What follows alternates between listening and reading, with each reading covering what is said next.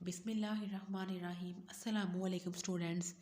आज हम जिस टॉपिक को डिस्कस करेंगे that is successful persuasive public speaking. अगर आपको मेरे प्रीवियस लेक्चर में कोई कन्फ्यूजन हो या आपका कोई क्वेश्चन हो तो आप मुझे कमेंट सेक्शन में मैसेज कर सकते हैं। इसके अलावा अगर आपको किसी भी बुक पे, चाहे वो ज़ूलॉजी है, बॉटनी है, केमिस्ट्री है, इंग्लिश है, आपको किसी बुक पे किसी टॉपिक पे स्पेसिफिक नोट्स चाहिए, आपको कोई लेक्चर समझना हो या आपको कोई प्रैक्टिकल चाहिए तो आप मुझे कमेंट सेक्शन में मैसेज कर सकते हैं। इसके अलावा डिस्क्रिप्शन में मेरे व्हाट्सएप का लिंक भी दिया गया है, आप उस लिंक के थ्रू मेरे व्हाट्सएप ग्रुप को ज्वाइन करें। अगर आपको स्टडी से रिलेटेड कोई भी प्रॉब्लम होगी तो आप उस ग्रुप में मुझसे शेयर करें। इंशाल्लाह मैं आपकी प्रॉब्लम को सॉल्व करने की पूरी कोशिश करूँगी।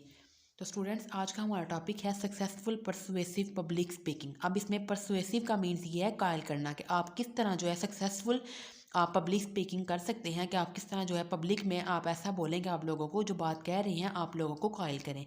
तो इसकी कुछ स्ट्रेटजीज़ हैं, कुछ टेक्निक्स हैं जो हम डिस्कस करेंगे। सबसे पहले हम एक एग्जाम्पल से समझते हैं। आपने सबसे पहले ये लाइन लिखनी है, the university system in Pakistan is working very well as produce talented engineer, scientist and economist. जो पाकिस्तान में जो यूनिवर्सिटीज़ हैं वो इतना अच्छा काम कर रही हैं कि वो प्रोड्यूस करती हैं टैलेंटेड इंजीनियर को, साइंटिस्ट को और इकोनॉमिस्ट का। अब इसको कोई भी पर्सन जो है, उन्होंने एग्जांपल दिया है मिस्टर ABC, यानी कि इसको कोई भी पर्सन जो है वो कह सकता है। तो आप अगर इस टॉपिक को पेपर में आप पेपर के हवाले से तैयार कर रहे हैं तो आपने सबसे पहले ये लाइन लिखनी है, आपने नीचे ये ABC नहीं लिखना। इसके बाद आप इस लाइन से स्टार्ट करेंगे कि स्टूडेंट्स हम मोस्ट लाइकली उस स्टेटमेंट पे सबसे पहले बिलीव करते हैं जिसको किसी ऐसे पर्सन ने बोला हो जो कि उसी फील्ड के साथ उसका इससे रिलेट करता हो या उसी फील्ड में काम करता हो। यहाँ पे आके हम कन्विंस हो जाते हैं कि वो पर्सन जो भी कह रहा है वो ट्रू ही है। तो ऐसे एट्रीब्यूट्स जो हमें कन्विंस्ड फील करवाते हैं उनको हम कहते हैं सोर्स क्रेडिबिलिटी। अब एट्रीब्यूट्स का क्या मतलब होता है? एट्रीब्यूट्स मीन ऐसे क्वालिटी या ऐसे करेक्टर अस्क्राइब टू समवन और समथिंग। मीन्स कि ऐसी क्वालिटी या करेक्टर जो कि अस्क्राइब मीन्स ड्यू टू, कि ऐसी क्वालिटीज़ हैं या ऐसी करेक्टर्स हैं जो किसी पर्सन को या समथिंग को की वजह से हम उनको मान ले तो उनको हम क्या कहते हैं? एट्रीब्यूट्स हैं। वो ऐसी क्वालिटीज़ होती हैं या ऐसे करेक्टर्स होते हैं जो हमें कन्विंस फील करवाते हैं, that are called source credibility. अब इसके बाद नेक्स्ट आगे देखें, there are some other factors in speech that make us feel that the points delivered are correct and we accept them. अब कुछ ऐसे भी स्पीच में ऐसे फैक्टर्स हैं जिनको हम आगे डिस्कस करेंगे कि जिससे हम कन्विंस्ड फील हो जाते हैं कि जो पॉइंट्स हमें डिलीवर किया जा रहा है वो ठीक है और हम उसको एक्सेप्ट कर लेते हैं। इसके बाद देखें, in other words these factor persuade us to accept the speaker's point of view. और यही फैक्टर हमें परसुएड करते हैं, कायल कर देते हैं कि जो स्पीकर बोल रहा है, जो उसका पॉइंट ऑफ व्यू है वो ठीक है और हम उसको एक्सेप्ट कर लेते हैं। इसके बाद देखें, a speaker may need to persuade others for various purpose. अब हमने परसुएड करना है, इसके लिए बहुत से पर्पस हो सकते हैं। तो फर्स्ट ऑफ ऑल देखें, आपने ये शॉर्ट के लिए भी याद कर लें कि हमें जो है सक्सेसफुल परसुएसिव पब्लिक स्पीकिंग की ज़रूरत कब पेश आती है। तो पहला पॉइंट क्या है? जब भी आपने कोई न्यू मेथोडोलॉजी जो आपने डेवलप की है आपने उसको एक्सेप्ट करवाना हो तो आप by the speaker to solve a technical problem. Next आगे देखें, to agree with the speaker's view on topic. Third क्या है? To convince that they are the right candidates for the post of the students union.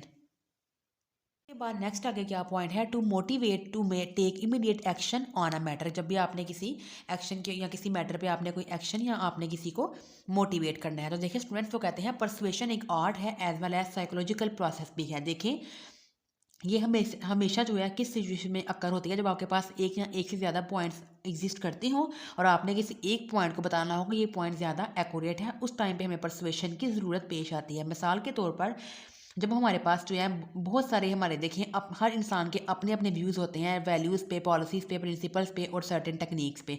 These में भी completely opposite होंगे different person से, उसके different point of view से या listener के।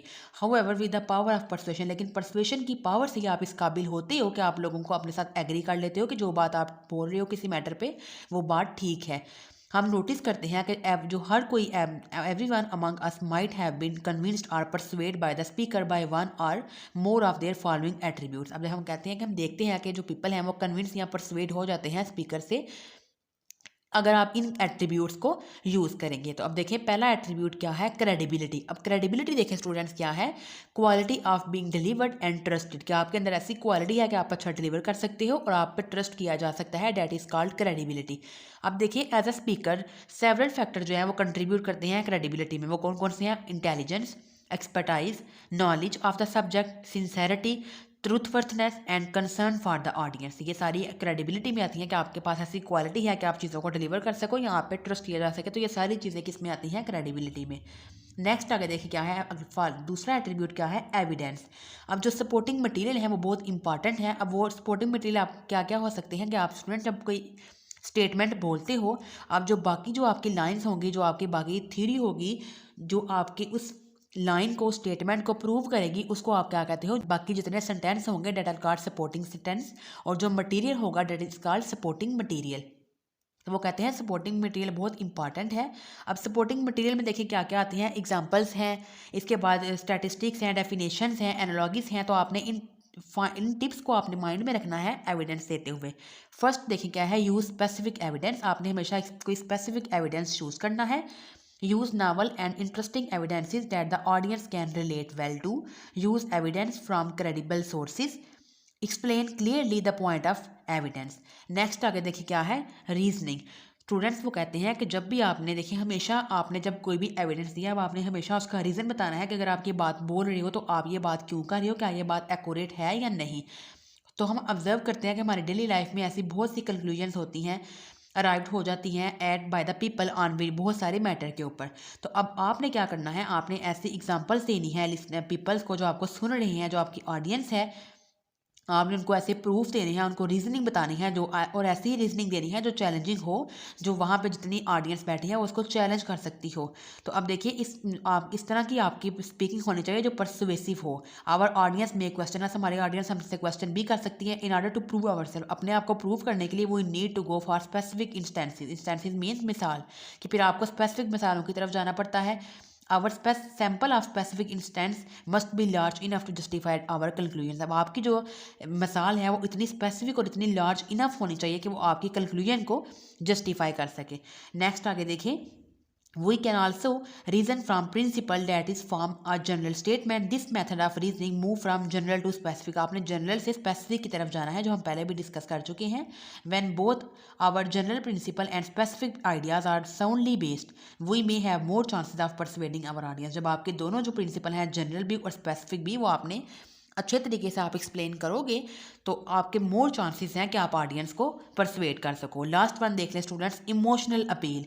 अब देखिए जो लास्ट हमारे पास जो हमारे पास एक लास्ट एट्रीब्यूट बचता है पब्लिक को वो परसुएट करने का, वो हमारे पास फिर इमोशनल अपील ही होती है। तो इफेक्टिव परसुएशन जो है वो ऑफन एक्वायर करती है अपील को, जो कि हमारे लिसनर्स हैं, जो हमारे इमोशंस हैं। We may recall the famous I have a dream speech of Martin है। It contain a lot of emotional appeal by referring to the listener desire for freedom, urge to break the shackles of slavery, racial discrimination, the speaker genuine desire in equality and so on। तो इस तरह के जो है हम use करते हैं emotional appeals को। अब देखिए, the emotion that are generally evoked by the speaker. अब जो इमोशन स्पीकर से इवोक्ड होते हैं वो कौन कौन से हैं जनरली, फियर है, कंपेरिजन है, प्राइड है, एंगर है, गिल्ट है। तो इस तरह के डिफरेंट इमोशन जो है वो हम यूज़ करते हैं। We may appeal to any of these emotion depending on the topic and the point we wish to derive from in our speech. अब वो कहते हैं कि ये डिपेंड करता है कि आप इसमें से कौन सा इमोशन जो है वो यूज़ करोगे, तो डिपेंड करता है आपके टॉपिक पे और आपके पॉइंट ऑफ व्यू पर, जिसको आप चाहते हो कि आपका पॉइंट ऑफ व्यू एक्सेप्ट हो जाए। You may also use clear example. आपने क्लियर एग्जाम्पल यूज़ करनी है और आपने सिंसेरिटी के साथ जो है वो स्पीक करना है। And conviction when you wish to make an emotional appeal. और आपने कन्विक्शन यूज़ करनी है, यानी कि आपने कन्विंस करना है ऑडियंस को। जब भी आपकी ख्वाहिश हो कि आप इमोशनल अपील को यूज़ करोगे तो उसके लिए फिर आपने सिंसेरिटी के साथ स्पीक करना है, आपने एग्जाम्पल्स को यूज़ करना है। तो स्टूडेंट्स ये है आज का हमारा छोटा सा एक टॉपिक था, सक्सेसफुल परसुएसिव पब्लिक स्पीकिंग का। ये बहुत ही इंपॉर्टेंट टॉपिक है और इस बुक में बहुत ही इजी वर्डिंग में एक्सप्लेन किया गया है। आप इजीली इसको याद कर सकते हैं। मैंने सारे जो इंपॉर्टेंट पॉइंट्स थे उनको हाईलाइट भी कर देती हूँ ताकि अब आप लोग इजीली याद कर सकें, क्योंकि आपको बहुत प्रॉब्लम पहले पेश आती थी कि आपको समझ नहीं आती थी कि हमने कौन सी लाइन याद करनी है और कौन सी नहीं। तो इसलिए मैंने आपके लिए आसानी कर दिया कि मैंने आपको हाईलाइट भी साथ कर देती हूँ, इंपॉर्टेंट लाइंस को अंडरलाइन भी कर देती हूँ, ताकि आपको याद रहे कि आपने किन लाइंस को आपने याद करना है और किन को नहीं करना। तो स्टूडेंट्स अगर आपको मेरे आज के लेक्चर में कोई कन्फ्यूजन हो तो आप मुझे कमेंट सेक्शन में मैसेज कर सकते हैं। अगर आपको वीडियो पसंद आई हो तो वीडियो को लाइक ज़रूर कीजिएगा और चैनल को सब्सक्राइब भी। इंशाल्लाह अब हम एक नई वीडियो के साथ मिलेंगे, तब तक के लिए अल्लाह हाफिज़।